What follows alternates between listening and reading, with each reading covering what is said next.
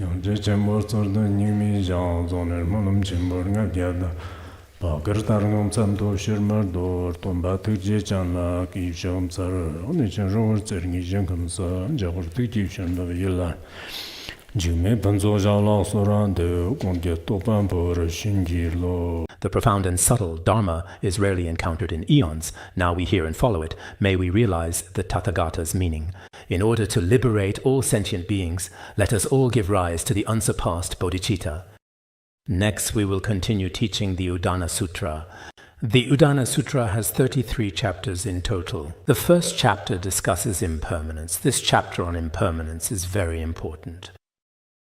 Because if we seriously study the teachings on impermanence, I think many people will naturally develop an awareness of impermanence in their minds. If one truly develops the view of impermanence, I believe, just as mentioned in yesterday's commentary, if we do not study impermanence, we will naturally hold the strong view of permanence. With the view of permanence comes deep self-clinging. With self-clinging, mental afflictions begin to arise gradually. After afflictions arise, we create karma. After creating karma, we suffer pain. And then we continue to cycle endlessly in samsara. There is never any possibility of liberation. Therefore, among all the chapters of this scripture, the most crucial and truly important aspect is to first expound upon impermanence. We have also studied this before, for example, in Open the Door to Mind Training, the teachings of Mount Zaga, as well as in other related teachings. The profound concept of impermanence is also explained in great depth and detail. Many great masters of the Kadampa tradition place special emphasis on the contemplation of impermanence first. In fact, the early Kadampa tradition and our Nyingma school of Tibetan Buddhism are very similar in many of their practice teachings. Basically, they placed great importance on retreat practice. Many of the teachings focus on mind training. Subduing one's own mind is, among all practices, given very special attention or significant emphasis. Later, when it came to the much later Kadampa tradition, which was a significant development, they began to increasingly emphasize the rigorous theoretical study and comprehensive teaching, including the in-depth study of the 5 great treatises, which are foundational texts. So as for our early translation Nyingma school, actually from a historical perspective, for a certain period of time, the main and most significant emphasis was consistently placed on dedicated practice. This was true whether it was during the influential time of Guru Padmasambhava or the omniscient Longchen Rabjam, as well as Jigme Lingpa, Patrul Rinpoche and Mifam Rinpoche in many of their profound and sacred teachings. They placed great importance on the methods of mind training. This is something that can clearly be seen from the works they left behind. Starting from Mifam Rinpoche, there has been a detailed analysis of the 5 great treatises, and there is also work in this area, although it was not stated that one must study the 5 great treatises. Then, as for His Holiness, Jigme Phuntsok, he also, based on the current situation in many monasteries and the philosophy of Buddhist institutes, here we also place special emphasis on the 5 great treatises. Of course, from the perspective of the Sutrayana, the 5 great treatises are also extremely important. Each of these treatises, in terms of the teachings of the Dharma, each offers a truly different and profound understanding and plays a very significant and crucial role. But most importantly, as Buddhists, it is absolutely crucial to lay a solid foundation with the preliminary practices. Because nowadays many people seem to request the preliminary practices or ask for teachings on impermanence, but such people are very few. Many people say they want an empowerment or seek the highest unsurpassed secret teachings. Of course, there is nothing wrong with this either. Having such an aspiration for the Dharma is also very good. But the key is to look at our own minds and see whether we can keep up with the teachings. If we cannot keep up, then no matter how advanced the Dharma is, our own mind stream will not be able to connect with the teachings. This is something that we absolutely must thoroughly analyze. Today, we will also continue our discussion regarding the chapter on impermanence. Because for the chapter on impermanence, I would like to explain it in a bit more detail and more broadly. So, in each and every class, we may not be able to cover many verses. Later on, there may also not be many stories or anecdotes. Moreover, if we were to elaborate further on this particular point, there actually isn't that much content. So it's also possible to cover a bit more in a single day. Now, continuing directly from yesterday's further and detailed explanation of the profound sacred teachings,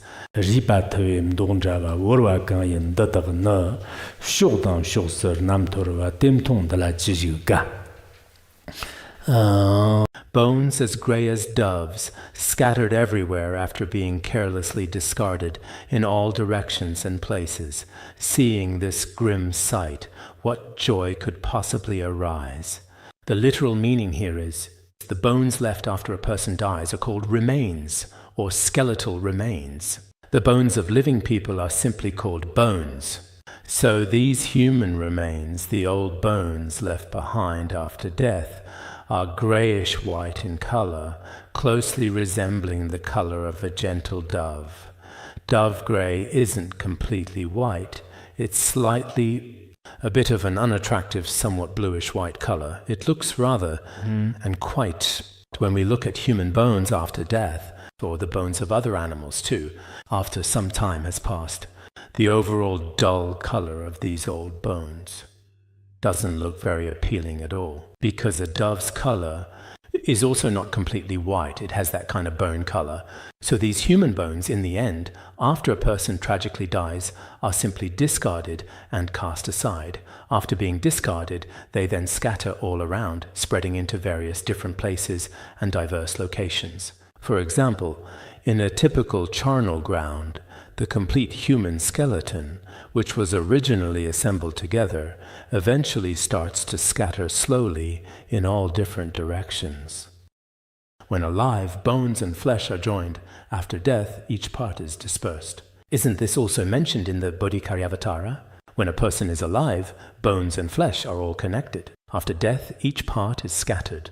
This is the kind of situation it is. So each individual part ends up in completely different places. So after carefully seeing this particular scene, what exactly is there to be truly happy about in this moment? That's the literal meaning of this particular phrase. As for the story behind this, it takes us back to ancient times, specifically to the city of Shravasti. During those days, there were some newly ordained monks who had recently arrived. These monks would, as part of their daily routine, often go to bathe, and then change into some brand new clothes, paying particular and careful attention to their overall appearance. It was as if, as devout monks, they ought to live a simple and modest life, but they would dress up in their finest attire every day, constantly and meticulously adorning their bodies with intricate and beautiful embellishments and adornments, not reciting scriptures, not practicing diligently, not studying contemplating teachings. They spent their days like this, passing the time. Originally, they had completely shaved their heads and donned the Buddha's sacred robes to become devoted monks, but some of the young, inexperienced monks would still constantly think about beautifying their physical bodies every single day, and did not truly and earnestly study and contemplate the teachings. So, in order to help these monks develop a sense of renunciation towards samsara, the Buddha took them to the charnel ground, and after arriving at the charnel ground, at that very moment, they observed 500 thieves who were about to be executed. After the execution, their bodies were thrown into the charnel ground. After they had been dead for some time, their skeletal remains were scattered all over the entire place. Then the Buddha thoughtfully told these monks, "You are so attached to your own bodies, but take a look at yourselves. Is there anything your bodies worth being attached to? Look at these skeletons." Afterwards, many of the monks, upon witnessing this truly remarkable scene unfold before them, developed a sense of renunciation towards samsara, and then also attained realization. This is just one version of the story. There is also another account which says there were 500 monks. Arrogance began to arise in their mental continuum. In order to completely destroy the arrogance in their minds, the Buddha took them to the charnel ground. Then he subsequently gave them detailed instructions. In the end, they too attained realization. There is also such a particular version, so regardless of which specific version, in fact, whether we are monastics or lay people, of course, for lay people, protecting and maintaining their bodies is nothing wrong. But if we overly adorn or beautify ourselves, it shows that in the continuum of such people's minds, there is no contemplation of impermanence. because they are especially concerned about it. Nowadays, people in big cities basically spend all their time on this. Every single day, just for the act of putting on makeup, how much time do they typically spend in the morning? An hour, 2 hours even. And when removing makeup, it also takes a considerably long period of time. Every day is like this. They don't recite sutras or practice properly. If that's the case, actually, this isn't very reasonable at all. We don't dare to say anything because most people are indeed like this nowadays, and it's a common occurrence. So we can't really say that. But indeed, this kind of behavior is not very reasonable at all in any way.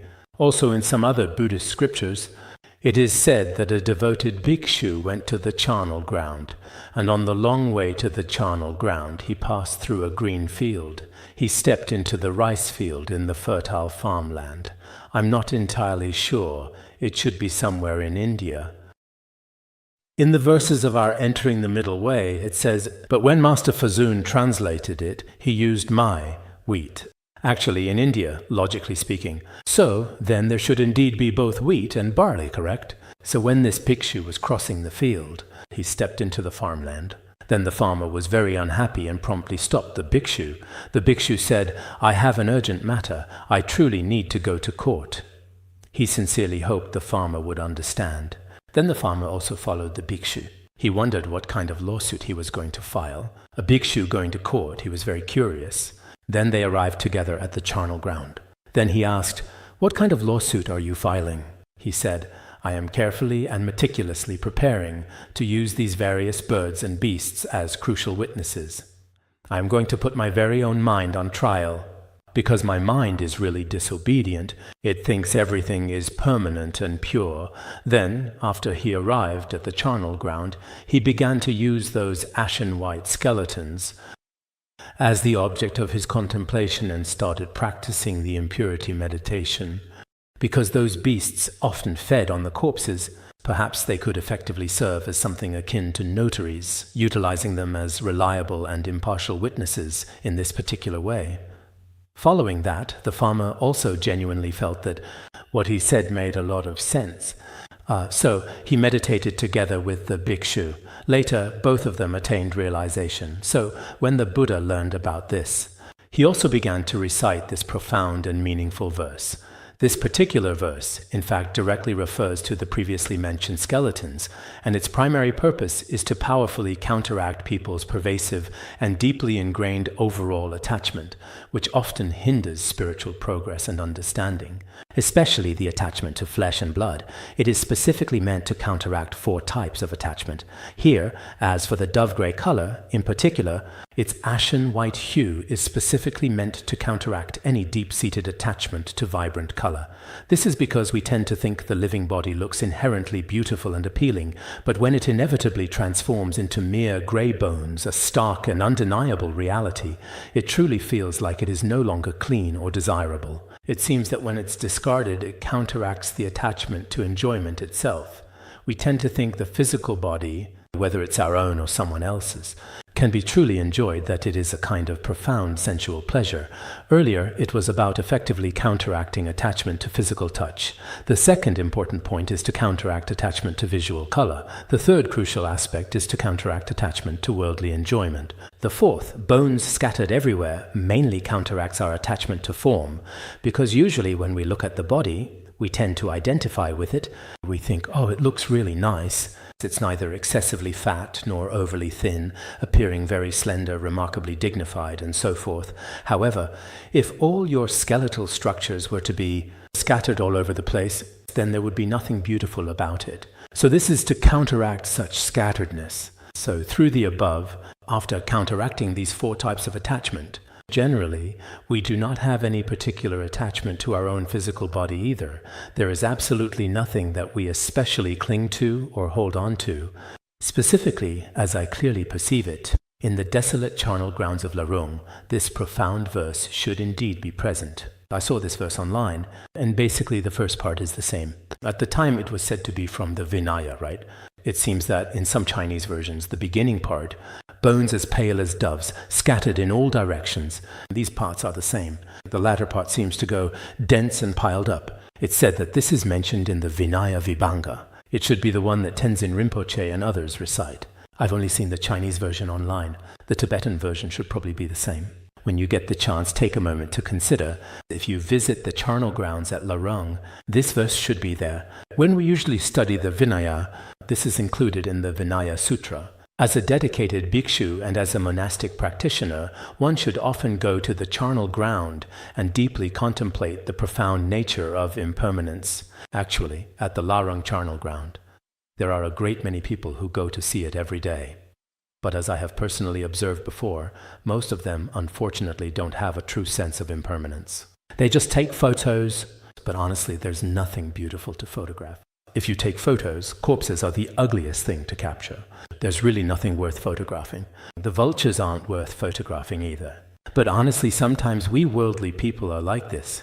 For example, when we arrive at the sacred place of Larung, in principle, with so many devoted monastics and such a truly sacred and revered place, we should certainly make a solemn vow and set forth a profound aspiration and then prostrate and pay homage. That's what we could do, but of course, for those without faith, that's another matter. Even those with faith sometimes just rush around and leave. When we arrive at the charnel ground, in principle, we see so many skeletons of once living people all around us. In the end, all of them have tragically and inevitably turned into the brittle, lifeless bones of the long dead, in this profound and somber way, through these ashen white, stark and silent bones. If we take a look, maybe within our own minds, we truly develop an awareness of impermanence.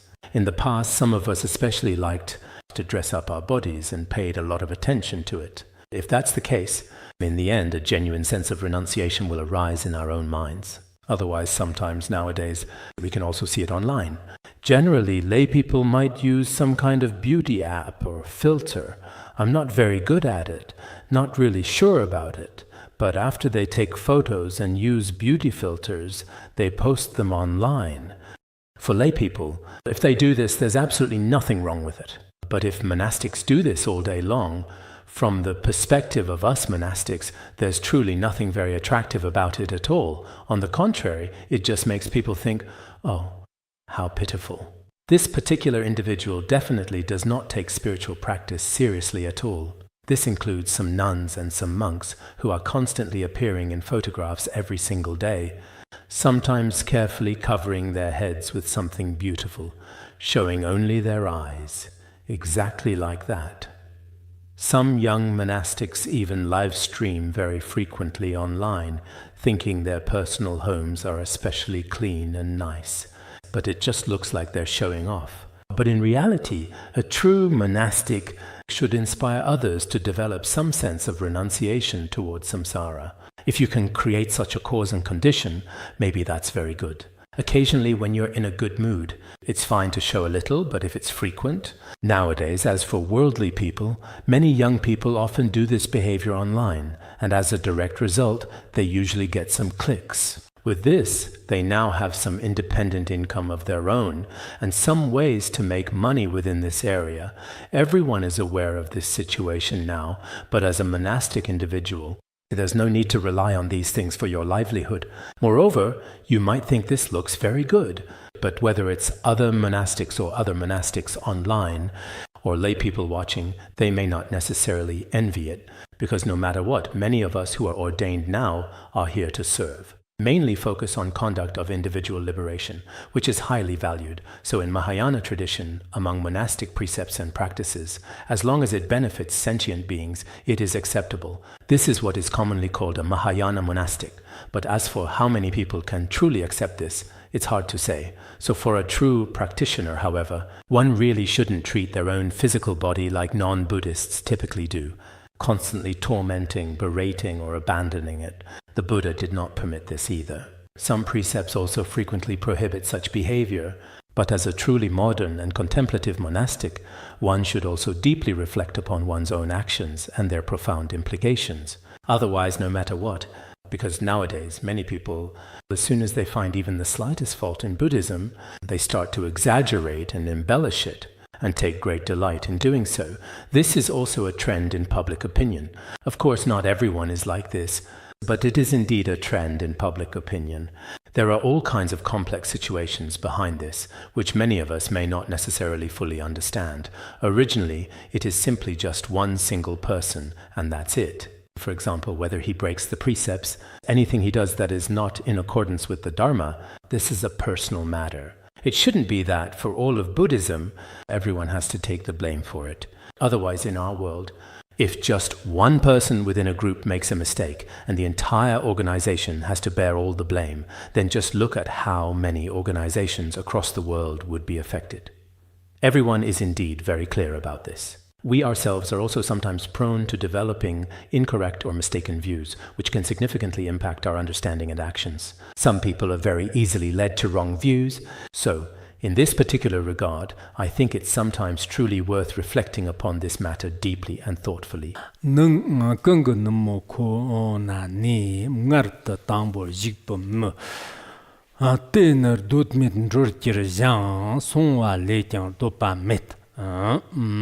From a certain night, when we first entered our mother's womb as humans, our lifespan has only ever decreased, never increased. What is gone will never return. These scriptural proofs, I remember that in Longchenpa's Finding Comfort and Ease in the Nature of Mind, they are quoted extensively. At a certain time one night, from the moment we first entered our mother's womb, our lifespan has no increase at all. It only decreases, and once decreased, it will never come back. On the surface, this is very simple. Everyone knows the literal meaning of the chapter on causes and conditions. There are almost no people who cannot explain its literal meaning, but we need to understand the deeper meaning it conveys. At that time, when the Buddha was in Shravasti, he taught the principles of impermanence and change. The Buddha explained the profound truth of impermanence in this particular regard. From birth to growth and aging, and finally to death, the entire process is truly impermanent. Then a bhikshu stood up and respectfully asked the Buddha, he said, "We understand other impermanence. That is, after birth there is death, which is impermanent. But what about before birth, when still in the womb? Is that also impermanent?" He began to ask about this. When this question was asked, the Buddha both reproached him, and at the very same time, he also explained this fundamental principle. Not only after we are actually born, but the entire process is just as described below.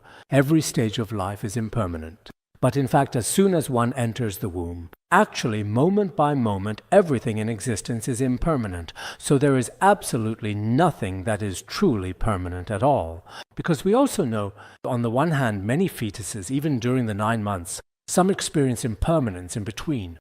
But when we look at it, if the baby hasn't been born yet, how is its lifespan decreasing? Actually, from the moment of entering the womb, its original lifespan decreases day by day. This is a bit different from our worldly view, just a little bit. We think that if one hasn't even been born yet, how could they already be moving toward death? Only after being born can you start heading toward death. Some people might think this way, but in reality, if you analyze it carefully, it truly is impermanent, starting precisely from the very moment of entering the womb. So why is night mentioned here? The reason for mentioning night is that, generally speaking, for most people, during the day people are especially tired and busy with no time for sexual activity. Moreover, people usually have intercourse at night. So, starting from conception at night, of course, conception can also happen during the day. But here, it mainly refers to the majority of cases starting from conception. After conception, when we are in the womb, we begin to form and develop, going through stages like curdled milk, membrane, turtle shape, fish shape, and so on. All 7 stages are inherently impermanent, and there is absolutely no increase at all, truly. These years once gone never return, and there will never be any increase. So, generally, in some ancient traditions, as each day passes, life also diminishes, just like a fish with little water. In our morning and evening recitations, there are also such chants. So, whether during our regular morning and evening recitations or in our own personal daily practice, this deep and abiding awareness of impermanence is always present. For example, in texts like the Words of My Perfect Teacher and how the ancient Geshes cultivated the concept of impermanence. Everyone should be very clear about this in their hearts. However, this is often only in theory. In reality, in our everyday mindset, do we truly and consistently have such a strong and profound sense of this important concept. There was, in fact, an old and wise Khenpo among us who passed away a few years ago, Khenpo Lash. If you look at his biography, from a young age, his awareness of impermanence and renunciation was innate. Some people may have greater merit, or perhaps have developed these habits in past lives. So from childhood, they naturally develop a sense of renunciation toward the entire cycle of samsara. They are not greatly attached to all things and phenomena. A sense of impermanence arises naturally within them. Of course, for some it manifests as a sense of frustration or anxiety. But that is not what we call a sense of impermanence. That is a form of pessimism. Our current view of impermanence is actually a very realistic mindset. Because in truth, everything is impermanent from moment to moment. There is nothing that is truly permanent throughout the entire process. Something that now appears to truly exist, after a while, it too becomes impermanent and fades away. So in our lives, including our Larunga Buddhist Academy and many other things indeed in the world, a very great many significant changes have truly taken place. As for these profound changes, sometimes, when we haven't properly learned about the concept of impermanence, we may feel very hard to bear. Whether these changes happen to ourselves or to those around us, it feels difficult. But after learning the view of impermanence, basically, although there is still a sense of sadness, we are still fully able to completely accept it. This particular aspect is also extremely important indeed.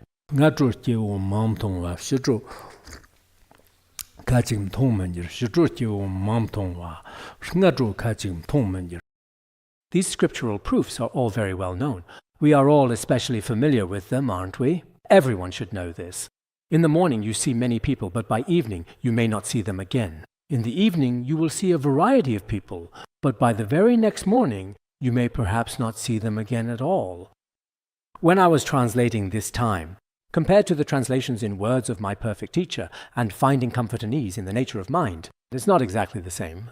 So this time, based on its detailed commentary, the precise wording is a little different from the original 7 characters. Although in Tibetan it is the same, in Chinese it is not exactly the same. In the past, sometimes there were 7 characters. This situation also existed.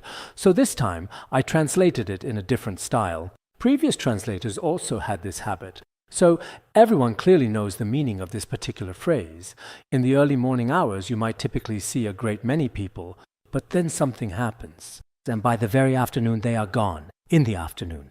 Later, this afternoon, you might see certain people, many people, but by tomorrow morning they are completely gone again. This may seem very simple, however. You see them in the morning, but not in the afternoon. You see them in the afternoon, but not the next morning. To ordinary people, it seems like there's nothing hard to understand about this.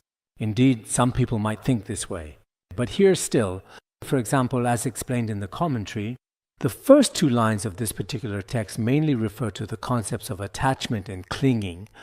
For instance, in the morning, you might see someone you genuinely like, or you observe someone particularly good, but then, by the afternoon, something entirely unexpected suddenly happens.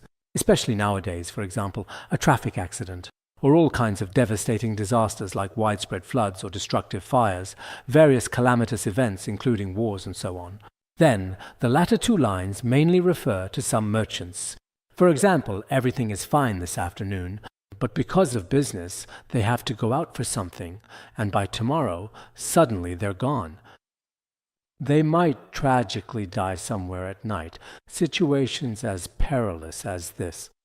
So this case mainly occurred when the Buddha was residing in Shravasti. At that time, it should have been during the reign of King Prasenajit. At this time there was a young man who had a beautiful wife. Their family relationship was extremely good.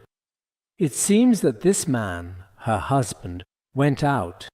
In today's modern terms, he went to work, went to his job. Then when he came back, he found that his wife had been bitten by a black venomous snake. After being bitten, she died on the spot. Perhaps in India, such things can happen very quickly. So when he returned in the afternoon, his relatives and friends were in the solemn process of burning his beloved wife's body, meticulously preparing for the cremation. At that profoundly sorrowful moment, her husband was extremely, extremely heartbroken. He tragically threw himself into the fire. And so, by the late afternoon, his entire family was completely gone. In the early morning, everything had been truly harmonious and wonderfully peaceful. The entire family was together, living in complete harmony. But by the late afternoon, however, a change began to occur. The entire family was gone. So after the Buddha had understood this particular situation, he spoke the following words. Some commentaries mention that there are 4 verses here. Some say it's just this one, but anyway, it is indeed true that someone you may have seen in the early morning could potentially be gone by the late afternoon. Isn't this something that still happens to us often nowadays? For example, when we take a plane or a car, or when we go somewhere, many people from the Kadampa tradition in the past, whenever they did anything, they would think, this is my last time. Even when going to sleep at night, they would place their bowls upside down. They were in the habit of thinking, tomorrow I won't be here. Some people think this is too pessimistic, but in reality, that's just how things are. Even Steve Jobs back in the day. In his life, Steve Jobs, the visionary founder of Apple Inc., should have been near the Himalayas in India in his early years. He also studied Buddhism for a period of time. You all may have read about his history, and also read his biography as well. Although his translators, sometimes he used different terms and expressions. For example, when it comes to his meditation practice, that's precisely how it's described. But he was definitely influenced a lot by the profound principles of Buddhism. In the end, when he was close to death, he also faced it calmly and without suffering. So, generally speaking, when it comes to our own inevitable death, we should have this final kind of profound understanding. For example, if I go out, I might be the very last one, the one who unfortunately doesn't ever come back. We should be prepared for this possibility. Whatever I do, I always maintain an awareness of impermanence. This is extremely important. So here, the main point is also, as it clearly says in the commentary, it's mainly meant to encourage those who are rather lazy in their practice, to motivate them not to procrastinate, because when it comes to spiritual practice, you can't keep putting it off until tomorrow. If you keep delaying like this, you never know when you'll have another chance to practice. You really have to be eager and impatient to practice and accomplish it as soon as possible. You can't afford to delay your practice any longer. If you do, you might never get another opportunity in the future. But when it comes to committing bad deeds or worldly matters, you could say it's perfectly okay to put those things off for a little while, or indeed it's fine to postpone them as well. So in this regard, the main point of this teaching is also very much about this. Next, it then talks about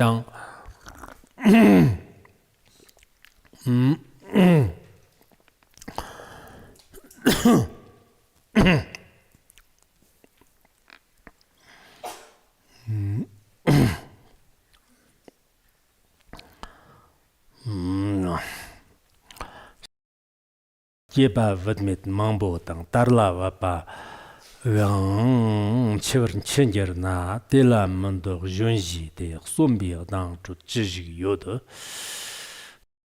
Many men and women, even those in their prime, also pass away. So how can you confidently say, I'm still young, I have plenty of time to truly live and experience life?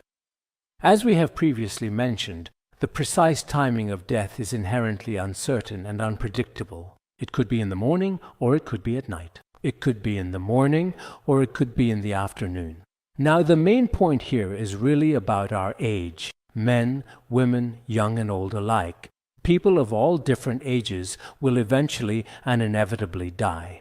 The main point here is about age. In our daily lives, most people would say, oh, you are still quite young, so it is certainly not that easy for you to simply and quickly die. It's as if for young people, when it comes to death, they feel like they've bought some kind of insurance against it. But in reality, that's not the case, regardless of whether you're male or female, because for humans, generally, among men and women, all men and women are clearly included here. So, all of these different people, some, as we have mentioned earlier before, can actually die, even in their mother's womb, and some die in the prime of their lives as well. Here we're talking about humans, not celestial beings. Celestial beings have significantly longer lifespans. Here, the main focus is specifically on the vast masses of people. The concept of the masses refers to this. If we're talking about celestial beings, it seems they're not so easy to die. They have to wait a very long time. But even those in their prime will eventually die. So in that case, can we truly indeed say, I'm still very, very young indeed? Here, there's the particular word, I. It's not very obvious in the original verse itself, but in the detailed commentary, and when the Buddha explained it later, the first-person pronoun is specifically used, referring directly to oneself as I.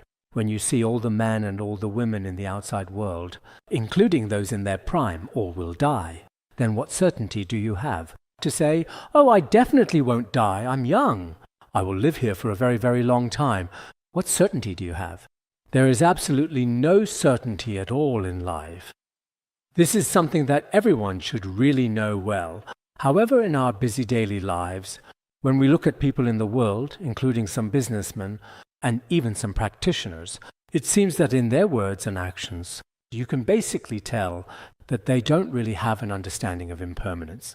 For example, someone might be 60 or 70 years old, and even if they live the longest possible life, they may not even live another 20 or 30 years, but in their minds, they are certain that they can live 100 or 200 years old. They have this kind of mindset. But generally speaking, everyone knows nowadays. I saw in a video the other day, it talked about some elderly people who are 145 years old. Now, there may be a very small number of such people. But in general, living to be 100 years old is already an exceptionally rare occurrence. So if you were to make that statement that not dying in your prime, not dying when you're young, this kind of thinking is simply unreasonable. There's no guarantee at all. If you really had some kind of guarantee, then there would be absolutely nothing more to say about it. But when Milarepa truly relied on his teacher Marpa the translator, what exactly did he say? He said something like, if you go do such and such, you won't die for the time being. He only spoke in general terms, not with certainty. This is something you should know. As for this particular story, the main and most important point is precisely where was the Buddha located at that specific time. At that time, the Venerable Ananda once went out from his dwelling.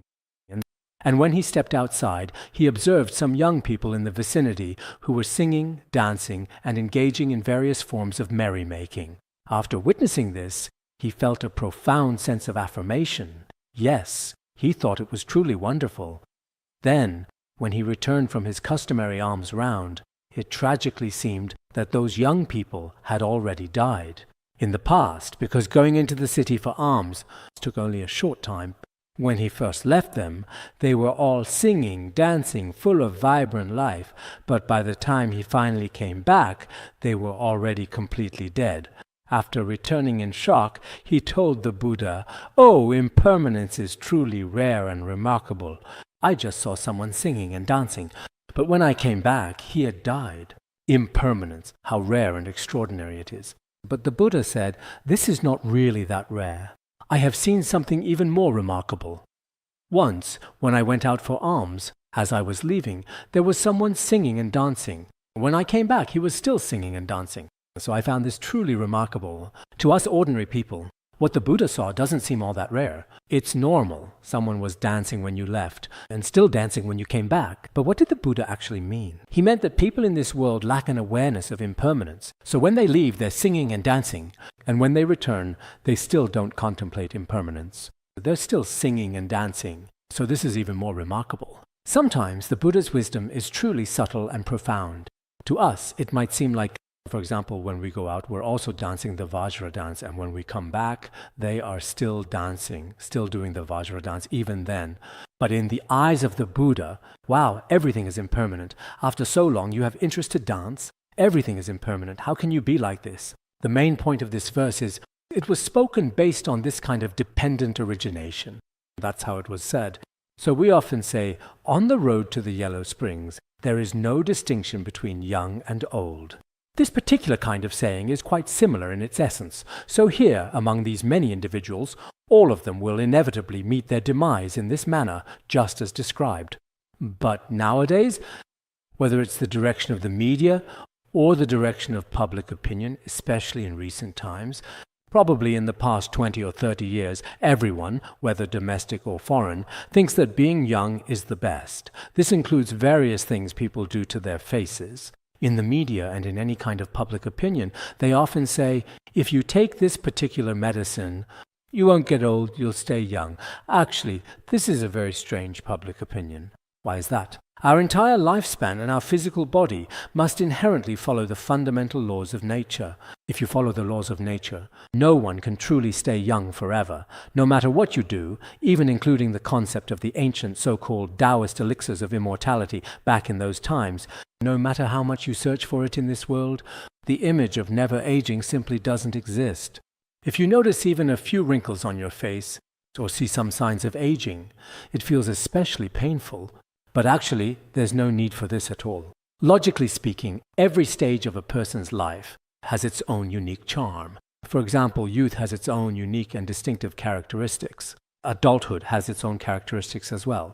Old age, too, possesses its own truly unique and distinctive qualities. In this particular regard, our Tibetan people in the past, truly, did not feel extremely pained just because they grew old, nor did they feel embarrassed. There was nothing like that. In fact, in some places, people would say, now that I'm old and so on, as if they were proud of having reached a certain age. If they had wrinkles on their face, it was something to be proud of, feeling that they had now become mature, that their life was already quite complete in terms of their own mindset. There was absolutely no fear, pain, or any sadness at all. But in today's society, it's not like this anymore. It shouldn't be this way. People from all walks of life, as soon as they see signs of aging, they think it's a sign of failure. They feel there is no hope left for themselves. Westerners, in particular, are especially concerned about this. Once they notice, when looking in the mirror, that their face has all sorts of wrinkles all over, they feel especially distressed. There's nothing they can do about it. Who can erase the laws of nature? There's really no need for that. So, as practitioners then, therefore, in this regard, we should strive to be a bit better indeed.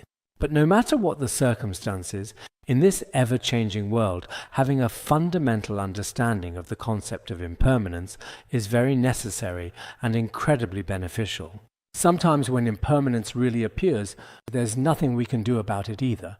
I once saw in a news report, it seemed to be about an American woman who had gotten cancer 4 times in her life.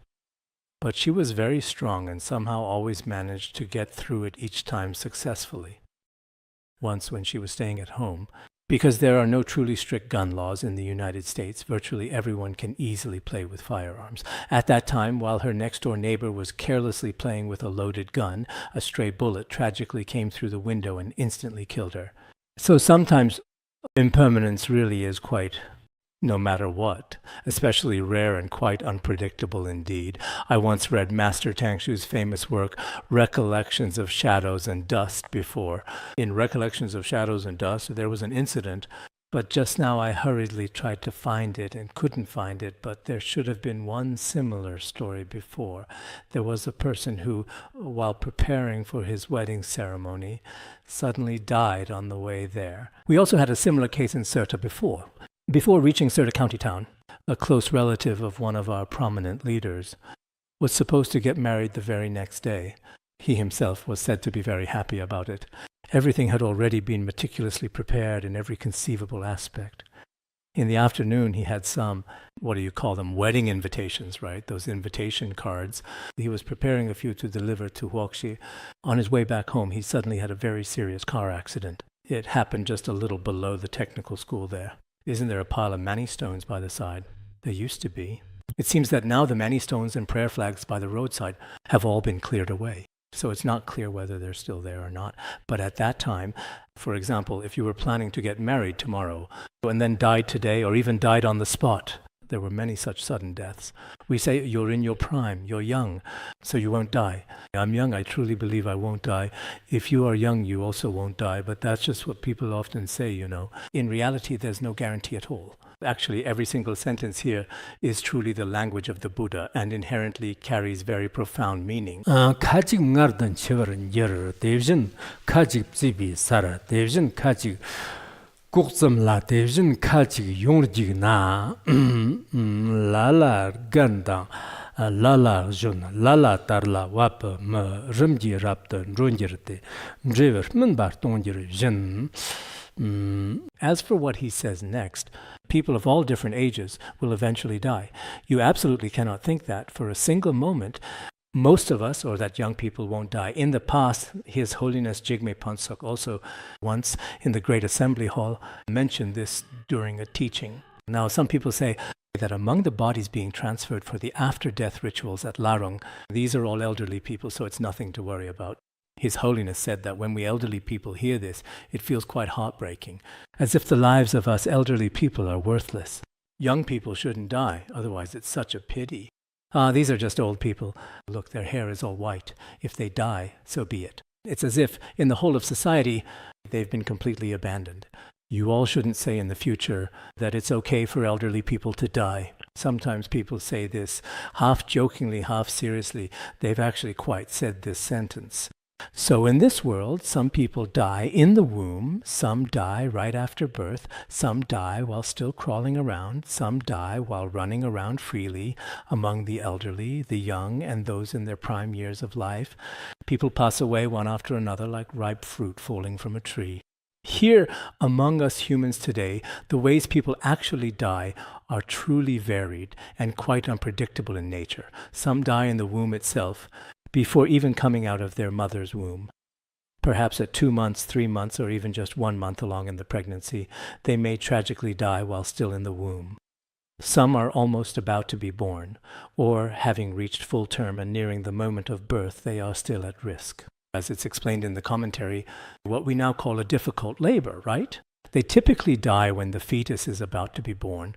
Some, after being born, have just started crawling and are still very small and vulnerable. They can't stand up yet, can't walk, and die just as they begin to crawl. Some are able to stand up, but die while running around frantically, chasing after various worldly desires and dreams, dying while still in active pursuit. Some die in old age, some die in their youth, and some die in the prime of their lives. All the people in this world pass away one after another in succession, just like a ripe fruit naturally falling to the ground. The literal meaning here is indeed quite simple and very straightforward and easy to understand. This is mainly what the Buddha, at that time, in Rajagriha, there were 4 brothers. Each of them embarked on their own individual journeys and started their own families. After some time, one of the brothers was blessed with a son. When this young boy grew up, he became quite impressive in his appearance. Later, he made his way to the royal palace and engaged in some truly improper and unacceptable behavior. When the king eventually found out about this, he had the entire families of the 4 brothers brutally killed. In the past, kings could often be quite brutal at times. He had them all executed, and during the entire process, at that time when they were all completely exterminated, some of them were still within their mother's wombs, and tragically, both mother and child were killed. Some were killed immediately, right after birth. Some were crawling infants, but everyone in the family was killed. It was just like the devastating wars currently unfolding in the Middle East or the ongoing Israel-Palestine conflict. At that time, entire families, indeed entire clans, were brutally wiped out. During this incredibly difficult time, among those who tragically died, some were still in the womb, some were crawling infants. Some were running around freely, some were in their prime years of life. There were all kinds of different people everywhere.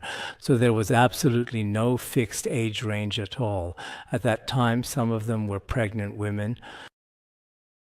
Some were women who had just given birth, some were elderly women, and many innocent mothers and their young children were tragically killed one after another. In our modern world, there are also ongoing wars and devastating natural disasters like earthquakes. At such difficult times, both the very young and the very old can unfortunately die. This kind of observable phenomenon is actually quite common. In the commentary I explained to you just yesterday, it extensively talked about the significant differences in ages. For example, before the age of 30, a person can still be appropriately called young, reflecting a period of early adulthood. In Master Jikai's commentary, then from the age of 30 to 50 years old is generally considered to be middle-aged. And after the age of 50, individuals are generally considered to be elderly. Within the context of our commentary, the concepts of young people, those who are middle-aged, and elderly individuals are thoroughly explained and defined in the following manner. But now, according to the World Health Organization, in 2024, it was said that individuals who are between the ages of 18 and 65 are generally considered to be young adults. Furthermore, those individuals who fall within the age range of 65 to 79 years old are typically classified as middle-aged. Those individuals who are between the ages of 80 and 99 years old are officially considered to be elderly. Therefore, everyone who is currently present here, if we strictly adhere to this standard, are all still very much young people, aren't they? We're all young people. Many people, even when they eventually reach their 50s or 60s, still, including several of us Khenpos, even we ourselves have not yet reached the current age of 65 years. I just calculated yesterday, I'm 63. So, I am still considered to be quite young, not yet having reached the stage of being middle-aged. People who are between the ages of 80 and 99 years old are generally considered to be elderly, right? This is their established statistical method for the year 2024. Some of them believe that because in ancient times, including the significant lack of certain essential medical resources, people, especially when they were young and vulnerable, often experienced a considerably higher rate of premature death. Now, with significant advances in modern medicine and technology, things are much, much better. So they also believe that while human lifespan may not significantly increase, it can at the very least be consistently maintained. So that's another important perspective. Some people even say that the World Health Organization, in an effort to comfort others, if you are still young now, a lot of people really like that, even though they may already look old and confused. If you tell them, you look so young. These days, a lot of people like to say things like that. You're getting younger and younger. But actually, that's completely impossible. Getting progressively younger and younger goes directly against the fundamental laws of nature. If you're not aging too badly, then saying that in this particular context is still quite reasonable indeed. But if you're getting younger and younger, that's like time going backwards, which is also completely impossible in reality. So some people might say this just to make others feel happy and cheerful, but in actual reality, no matter what, once the right conditions come together, it's just like a ripe fruit. If it naturally falls, no one can truly control it. This is a vivid analogy used to explain a complex concept. The following lines in this presentation will also be explained using analogies.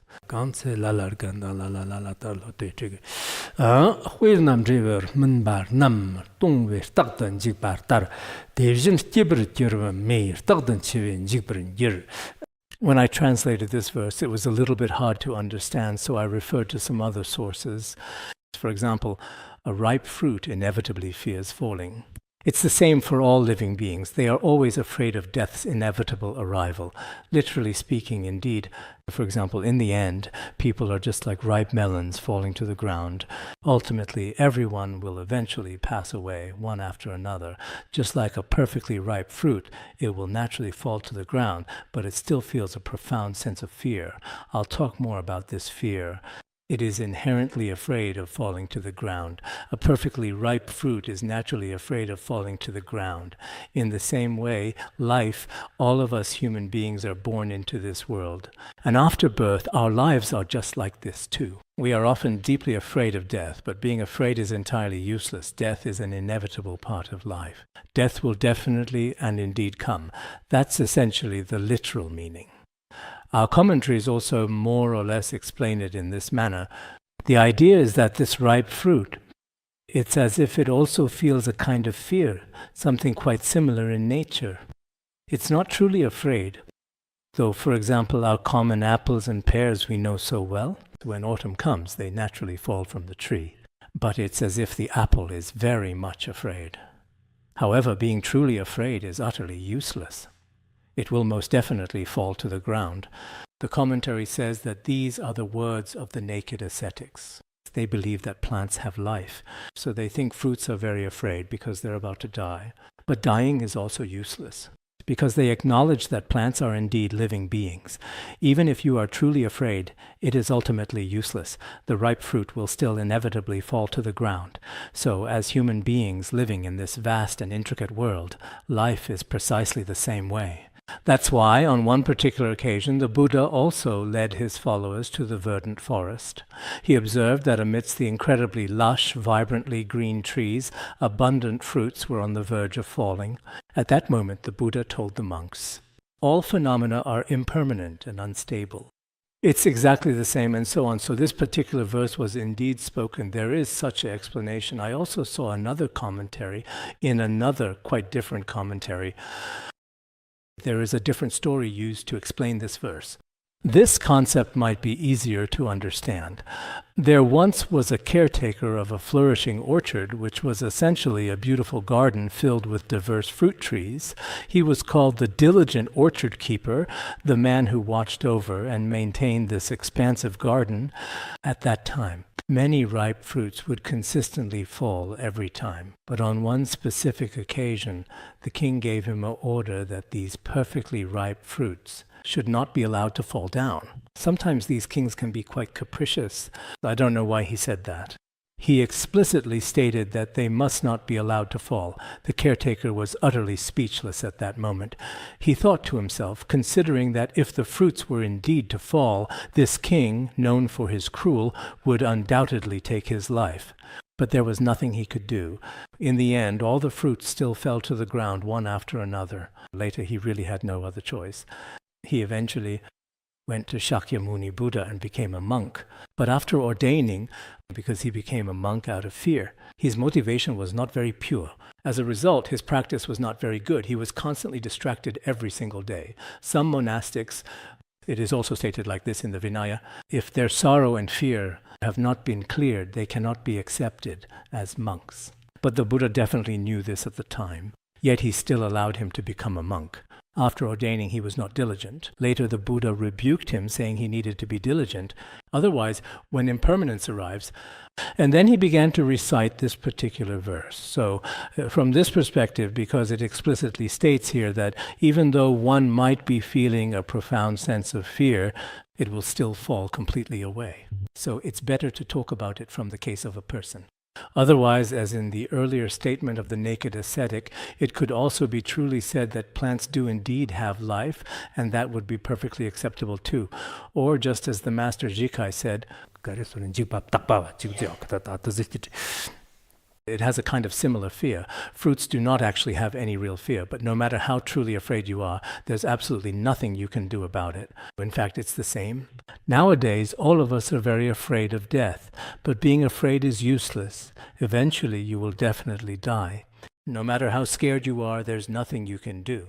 Some people, when they receive, for example, a doctor's final notice from a medical professional that death is approaching, a rather serious kind of notification, they become extremely desperate.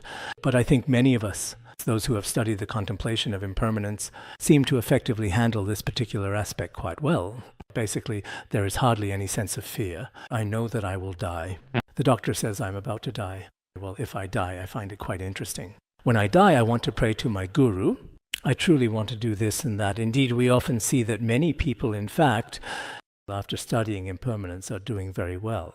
Whether it is facing their own death, even fruits are afraid of falling down and dying. But after we have studied impermanence, basically we know that our 5 aggregates are just a temporary combination and certainly won't last for a long time. Moreover, if something suddenly happens, for example, suddenly being diagnosed with a very serious late-stage cancer, it seems that people who have generally studied the Dharma, the Buddhist teachings and its tenets, they don't immediately fall into despair in their hearts, nor do they become especially heartbroken right away. If that's the case, and they face it with increasing strength and resilience, there might even be a significant chance for a full recovery. So a person's mindset is also very important. And knowing about this impermanence is also very important. I often think including our lecture today is also truly a manifestation of the impermanence. When I gave lectures last year, I wasn't like this either, and neither were you. Suddenly, just last winter, there were some rather significant and unexpected changes that occurred, completely altering the situation. And it's not just us who have changed, but also everything we see up and down. There is a lot of impermanence as well. So in this world of impermanence, we see far too many cases of impermanence. So for ourselves too, we shouldn't treat it as something that only happens outside of us, whether it's my own mind or my own body. In many aspects, impermanence truly does occur.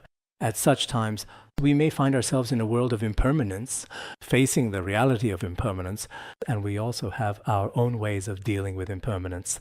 All right, that's all for today.